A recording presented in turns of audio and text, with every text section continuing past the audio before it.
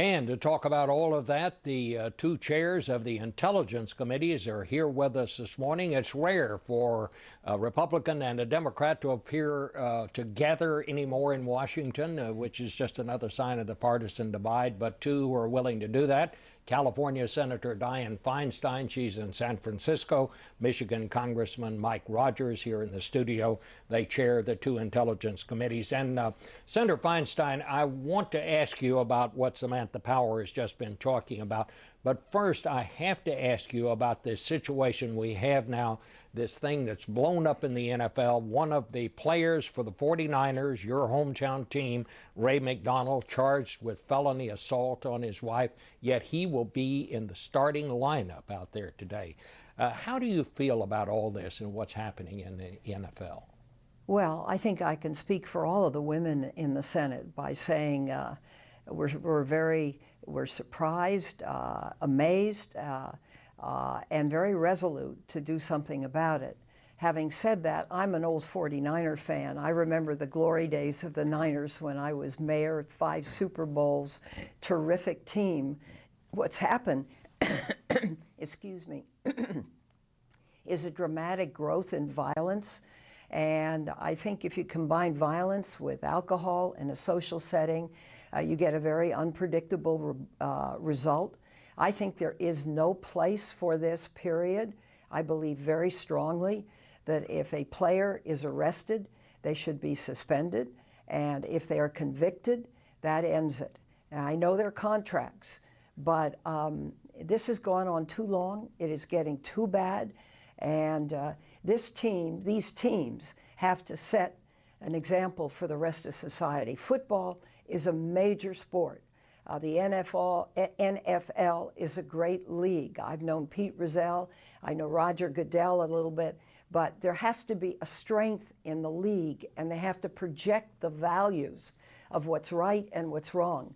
And to let players continue to play after they've been convicted of what would be a felony, I think is a huge mistake. All right. Well, Mike Rogers, I want to ask you about something that happened here in Washington last night. And this, we keep talking about national security. A guy jumps the White House gate and actually gets into the White House before he's arrested. The president and his family were not there and all of that. But what needs to be done here? Well, again, one of the biggest problems in a static security force is atrophy of concern. And I think what you have seen is that they're not doing their audits, their checks, their test runs to make sure that people are up to the right standard. We see this a lot. It happens frequently in other places where there are static security forces. And it's just a matter of the Secret Service upping their game to make sure that they can maintain that every detail matters. A door locked, a quick reaction when somebody hits the fence and over the gate. And I think they're going to have to reinstate some of these ongoing checks about what activities they participate in. And when I'm talking about their self-audits on their security. The New York Times reports today that a Syrian terror group called Khorasan is more of a direct threat to the United States and Europe than ISIS. You have talked about this, Congressman Rogers, but it's not gotten much attention, I must say. I'd like to ask both of you. All of a sudden now, ISIS is here, and all of a sudden we're hearing there's something worse down the line. Yeah. Well, first of all, Al-Qaeda always has been on that immediate path of conducting Western attacks. We shouldn't forget it. What happened with ISIS, and I disagree with the assumption that it's less, it's different. That's more immediate. This group that you call Khorasan group, we described it before as forward deployed Al-Qaeda operatives who were engaging with Al-Qaeda in the Arabian Peninsula to develop a terror plot to bring down airplanes. They haven't lost that interest in doing it. That means it's serious. They have both capability, financing, and people. All of that's dangerous. But if you step back, so does ISIS, except they have something different. They have access to people with Western passports. Well, al-Nusra, this group of al-Qaeda individuals, and al-Nusra is an al-Qaeda group in Syria, we believe has access to some of those same individuals. That's why we're so concerned about the possibility of them pulling off a successful attack and why we've re-tripled our efforts, if you will. Senator Feinstein, do you share Chairman Rogers' concern about this group? I do. And I think there are essentially three major groups that would affect our national security, affect our homeland. Of course, one of them is ISIL.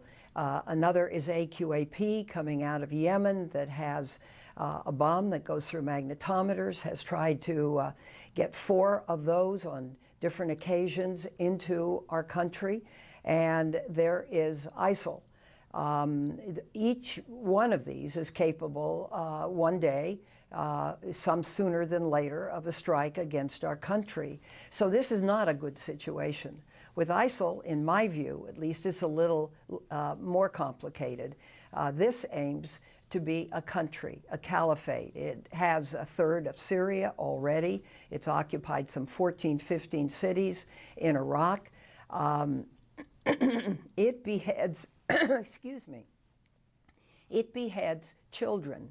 I have a picture of what I estimate to be a 6-year-old girl in a gingham party dress, white tights, a little red band around her wrist, Mary Jane's, and she's lying on the ground and her head is gone.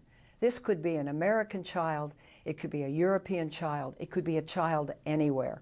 And this is the mentality of the group that we are so concerned with.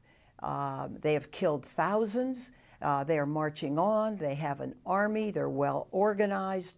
Many of us believe they're aimed at Baghdad, perhaps our embassy there, and who knows what else. So the question, I think, comes, what kind of authorization of use of force we give the president.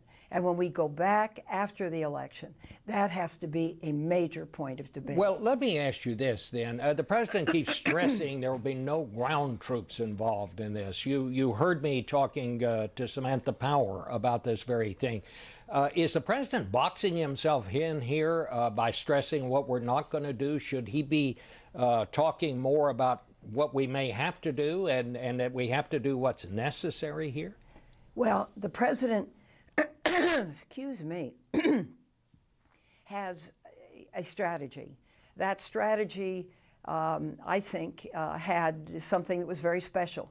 That is a majority of Republicans and a majority of the Senate supporting him. And that's the first time I think this has happened in a long time. So it is something very special. I think it states a strategy. Now, strategies develop. I understand what General Mattis and General Dempsey have said, but I think we need to deal with use of force in a general nature and in an amendment, perhaps to the authorization to use military force, perhaps in something separate that deals with non-state actors who are real threats to our country and who are creating massive violence throughout the world. ISIS is a problem because it has access to Europe, so many fighters for Europe and visa waiver countries where they can go back and be waived into our country. That's part of the concern about ISIS. But I think we need to deal with this on a more comprehensive basis. Well, Congressman Rogers, does that mean that Congress should tell the president, look, if you need to use ground troops, we're ready to back you on that. We need to do whatever needs to be done here. Well, we need to start talking about a plan to defeat ISIS. We probably should lay out our battle plans, but we shouldn't take anything off of our battle plans. And what you're seeing now, I think, is a frustration. Frustration on the military perspective, saying, please don't limit us on what we need to do to defeat this terrorist group. So think about where we are. Egypt, Sisi just said that he would be interested in helping on ISIS. This is huge. This is an important development. But a few years ago, he said, give me the equipment, Mr. President, so that I can push back on terrorists in the Sinai. He said no. The terrorists said yes. He's got a fight on his hand. The Arab League partners came to us a couple of years ago and said, Mr. President, we need some help on fighting extremists in eastern Syria. The president said no. The terrorists said yes. Now they hold land about the size of Indiana in eastern Syria in Iraq. Poroshenko came to the United States of America, gave gave a inspirational speech about standing up for liberty, used our revolutionary motto, live free or die. The president said no, the Russians said yes. And so we've got to change this. We've got to get everybody at the table. I agree with Dianne Feinstein. We need to deal with this comprehensive. Stop saying no, start saying yes. Let's get this taken care of. Mike Rogers, Dianne Feinstein, thank you both very much.